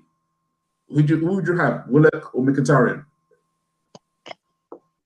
Say that, Jack. It's Italian league, but was it the fact that he just didn't suit Arsenal? Like, we are talking about managers who haven't got the best out of players. Emery got sacked. He's gone. So obviously he didn't do what he did. We know he didn't do what we wanted him to do. And now we've got Arteta, and are we looking at the players, and when we're looking at the Italian league as it's a poor league, and everybody's going to shine there? Like, me and you can go and play for Rome or Juventus and smash it. Like, is that where we're at? Like, or are we at the fact that things aren't working at Arsenal? I just don't think he was ever the right sort of fit for us as a club, to be honest with you. And that's a lot of the things we have with players. I think for the Premier League, I think he was killed off by Mourinho. He was doing amazingly in the Bundesliga. I remember him tearing up for us when he played against us for Dortmund. But look, obviously, be a better option than Willock. But then at the same time, look, we can't be honest. We have to move forward. We can't harp on players who are gone. That's it. Yeah. But one is Ozil, and I think that he's a little piece that we have there sitting on the bench. We're paying his wages. Free him up in January. Let the fucking whatever drama has gone on, and just get 6 months out of the bloke before he fucks off. Because that's where we're at this season, I feel. And to be fair, if we were playing wonderfully and challenging without Ozil, then by all means, not a problem. Yeah, no drama. Cool, no problem. But we're not. This was always my point when Emery left him out, that he was fighting a battle he couldn't win because we were so bad without him at that time. Arteta was arguably winning that battle because the 10 games after he dropped him, points-wise, we done okay and we won a cup. So it's like, okay, we're doing fine without him. No one really cared. But the problem was always going to come when you're doing shit without him. You're doing shit without him. Here it is. And here's that time. And look, I know people are going to say, forget Ozil, he's not in the squad, he's finished, blah, blah, blah. But the fact is, he should be an option for us. He's not. And look, it's obviously not right at the moment. So then you've got to look at options to make it right. Yeah. And Tony, I don't care if you bring him off the bench on the 60th minute just to change the dynamic of the team in that last 20 minutes. But at the moment, you're not even got that option for you. Like, I completely agree, and I had this argument with one of my friends that I usually go to games with on Sunday. Soon, like after the game, I was speaking to him, and I had this same argument. I really didn't want to talk about Ozil today because it's just boring. Like, we all know that we're not good enough at the moment, and he would be an option, but he's not an option, and it's just like it's just boring. Like, but I said at the start, at the very start of the season, when we all heard that he was, he wasn't registered for the Premier League, I said most of us, the talking point, not us, every podcast, it's going to be bringing up the fucking white elephant in the room. And he will do that while he's there. It's not him. It's whoever's not playing. Like, I always say players become better when they're not in the team. Because when you don't win, it's what if we would have had him? What if we would have done this? Look at the start of the season. As soon as we conceded, what if we had Martinez? Like, players that are not in the team, like for Pete, Ozil gets the blame because it's him at the moment. Like, he's taking up all the limelight. But it will be Lacazette at some point. It might even be Aubameyang at some point if he ever gets left out. I'm not saying he should. I'm just saying if he does, it'll be, what if Aubameyang played? We've also had it with Aubameyang slightly. What if Aubameyang was in the middle? So, yes, it's Ozil, but you're always, as I said, anyone out the side. Look, I said earlier, I think in our best back four, Mustafi would probably play. When Mustafi was playing, no one fucking said that, including myself. So, yeah, I'm a hypocrite. So what? Like, when you're not in the team, you become a better player. The next couple of weeks, we'll see how we go. Okay, Raf10, he says, with so many poor games from Willian, does it seem more absurd that we let... okay, so he's talking about Mickey joining Roma, and as I just said, it's literally no point in discussing a player who's left. So, but he does. I'll just read out what he said. Mickey joined Roma on a free, as he would have been much more useful, seeing as we don't have a number 10. But plenty of options for the wing, and didn't need yet another one, especially 32-year-old. Look, I do agree. At the time, though, it was like, well, yeah, okay. Like I said, it wasn't, for me, it wasn't a signing that I got a stiffy over. It was just a signing. Like, yeah, okay, you're ticking the boxes. He might bring something for you later down the track. And, hey, he played the first game and everyone's whacked him in their fantasy squad and went, look at this bloke. So, MAA Gunner, our best players have been either signed by Arteta or played majority of their football under Arteta. This includes Gabriel, KT, Ceballos, Partey only. Out is probably Willian and Cedric, but Cedric hardly plays. Agree or disagree, boys? I mean, I don't think... Look, I like Cedric and he hasn't played. Mary's been injured. I don't think, off the top of my head, I don't think any of his signings have been bad. But how many of them were his signings when he only became manager a couple of weeks ago? Mate, you could argue Willian. I think we're too early to judge. I'll admit he hasn't been good, but I wouldn't say as now it's a bad signing. If it continues like this, it's a bad signing. But yeah, I mean, how much was Arteta, and then what does it matter anyway? Okay, he can sign good players, make him technical director. Like the relevance of good players when you're not winning games doesn't matter. I'd rather have 11 absolute shit players and win 1-0. Than the 11 best players in the world and lose or draw. So, yeah. Wizard of Odds, He says Tez is awesome. He's one of the best podcast hosts going. Keep up the good work. Just made that up, isn't it? Yep. Hack on Larson. There are 200 players on the field each round at a time without a goalkeeper. Only fucking one of them can't throw a ball. Guess who? Bellerin. Yeah, had to.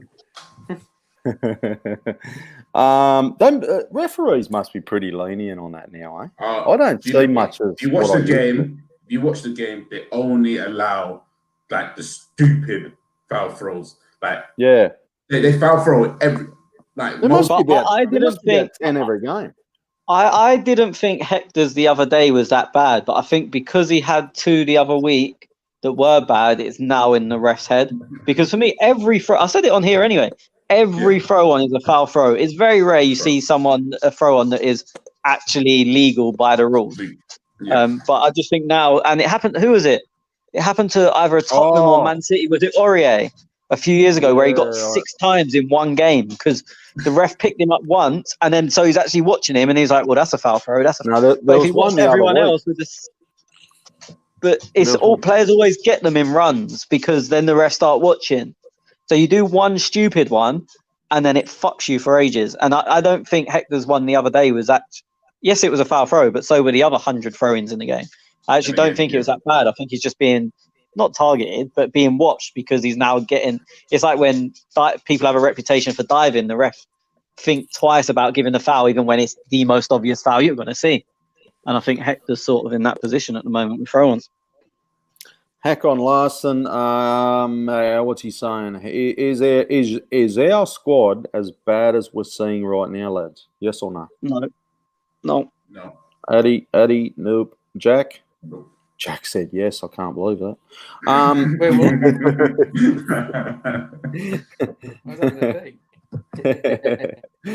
that Hack on Larson. I don't know. So we've got a couple from Hack on, so I'll just read them all out. How do you guys see Pepe's future at the club, Tony? I really, really don't know. I always said I was never worried about him. Now I am.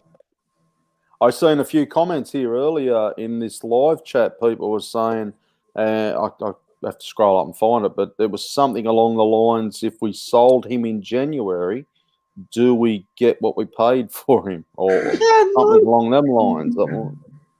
No, would we get anything? Brian said, would we get anything for Pepe or are we stuck with him? Stuck with him.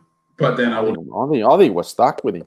It's an investment. No, someone would take a chance on the talent. You'd lose a lot of money on him, and it's never sell like basic principles of anything. Never sell an asset why it's low, like because there's no upside to that. But yeah, I mean, as I said, for me, I always said even when he had a little bit shaky time at the start under Emery and wasn't starting and whatnot, I watched him play. I watched his ability and thought, I'm not worried about this guy. Now I am worried about him. Hakon says, Addy, I don't know if people at home realise how difficult it is to play against a team like this. They know how they want to play. They literally don't rest in the whole game. And for us, it's a challenge. That's Bellerin's quote, and it's everything wrong with our club and mentality. I never seen that quote. Okay, very interesting. Yeah, I don't think I saw that quote, but I don't know. Was Bellerin referring to Arsenal or to Leeds? He must have been. It must have been an interview after the game. That's the way Bellerin thought of the game, from what I'm reading. I'm thinking. I think I saw a quote of him saying that he's with the draw. Was that Bellerin? I think it was Bellerin. Yeah, that he was upset with the draw. That even if it was with 10 men, we could have got something more from the game. But yeah, I don't know. I don't think we took the right mentality to Leeds. We should have tried to take the game to them a little bit more. But that's it. Fucking it. I didn't say my last fed. And you go, what a shocking fucking shot, you useless cunt. Fuck's sake. You boys get that or not over there?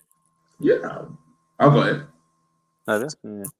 Yeah, You got to pay extra for it, do you? No. No, it's free. No. You get the A League? No. We only get we get proper football. What, Bellerin? Yeah. Or Arsenal? Quick Hack question. on Larson. Yeah. Are the A League refs mic'd up? Are they what? Are they mic'd up, or was that a trial that I saw? Can you actually hear them when they're making decisions? Oh, I don't know. Fucking, I don't remember them being mic'd up last season. No. I think there's a video. I think they were trialing it maybe, but it was a video of one of an Aussie ref mic'd up. It's not the VAR mic that they mic'd up in there when they go to VAR. Yeah. Oh, okay. Maybe, yeah, that's probably what you might have seen. But yeah. Cool. That kicks off in December 27th, I think. So, is it as simple as not having a creative player? Well, we discussed that earlier. So I guess this is why he doesn't play Pepe. It says MAA Gunner. MAA Gunner is Arteta, basically Rafa. Ooh. Jack? I would say no. Where is he? He's in China, isn't he? I think he's in China. Something like that, I think. Yeah, he's a fucking good manager. Getting the mullah. He's a fucking real good manager. Bring him over. I'll get criticised now for that. Really? Fucking I every Arsenal. was just going to say, like, that question's meant as like a criticism, but peak Rafa was fucking outstanding. I was gonna. I liked him. Like I don't get that. But anyway. But I'll get criticised for saying I want him. But yet Arsenal fans wanted Eddie Howe to replace Wenger. No, never. Go figure, right? And I had Tony was waving the flag, I remember. You liked Eddie Howe, didn't you? Where is Eddie? He's not anywhere. Not even coaching down below no more. No, he was on Monday Night Football yesterday. That's his job now. Yeah. Glasgow Gooner Pepe is a reject. Now. And that finishes the questions off. He did so well, Glasgow. That was on Twitter, I dare say. It was probably after the game. So. It's like a It's like a trademark, isn't it? It's like when Khalid says another one or his name. Like it's just he's got to do it. He could come out. He could have the best song. He could write a love song or a ballad, but he would still have to say another one or DJ Khalid at the start. Like it's just it is what it is. If Glasgow Gooner doesn't say it, I think he's being kidnapped and he's trying to like. It's a signal. It's not here. This is a warning sign. Rowan is up. He's up north of me, so he's a Aussie as well. He says, I think it was that Aussie VAR from last season that was getting around a video with all them fuck ups. I have seen that. That's probably what you're seeing. Rick says quickly, fuck Ozil, rather give minutes to Joe or Smith Rowe. What else we got in here? Since COVID restarted, every time we've played 4-3-3, we only beat Watford. You boys might have better memory than me on that. I'm not too sure. Fucking Watford? I don't think we play. How was that? Yeah, we don't play a 4-3-3. To be fair, I would rather him play a 4-3-3 with players that we have now. Trying to instead of that would leave him needing one player to play as the pivot and to protect the defense, which Partey could do. So he could again transition the midfield to 4-3-3, but he needs to change something, get more players forward, let the attackers attack, and then go from there. Play in all areas of the pitch, not just the wings. Because I think I was saying it to one of my friends. if we actually had Giroud this season, he would have loved it. The amount of crosses we put in the box, Giroud would have loved this Arsenal team. Yeah, well, I missed Giroud. I've never he- rated him when he was there, but now he's gone. I'm like, oh, fuck. He would have loved it. Yeah. Tierney, him and Tierney, they'll probably have like top goals and assists at this current moment in time. With all the, They would. Yeah, they would. 100%. But at the time when we had Giroud, we didn't have nobody. Yeah, but the wingers. Yeah, exactly. Yeah, We had Alexis. Wingers. Alexis was a winger. Yeah, but he cut in and he was invited, cut in and shot. He wasn't looking to play off Giroud. You see Giroud's goal today? No, I haven't seen it yet. I heard it was good. I haven't seen Did it yet. Did Cavani get a good goal for Man U today or something? No, Fernandez first goal was a joke. Yeah. Oh no, because fucking Cavani's trending on my Twitter feed, and usually when that happens, I'm like, something's going on. So yeah, that's the only reason I asked. I didn't watch it, so I didn't watch nothing. That's interesting. Been playing Assassin's Creed. Fucking good game, that. That new Xbox, good, Jack. You got one yet? I have not. I think I'm gonna wait for Christmas. Can you still get them? Yeah, I'll be able to get one. Yeah, okay. So I'll sell you mine if you want. $1,500. Yeah, I'll get it resale. Let's go. Let's get out of here. We'll be back next week. Hopefully talking after Wolves with a win. You can catch Darren and the crew, Max and what's the other bloke's name? Liam. You can catch them talking further. I fucking can't remember these cunts' names. Hey, Liam, how are you, buddy? Talking Thursday night live. They'll be there. Thank you, everybody, for listening. Thank you for downloading. Just quickly, yes, we are still running Patreon. I went to do Patreon last week. However, ended up in hospital, so it didn't happen. So we will do some Patreon shows soon. Follow all our social stuff, and you'll be able to link up to Patreon. I think about $5 a month. Okay, boys, thank you. Cheers. Good night. Cheers. See you later. Enjoy, ladies. See yous.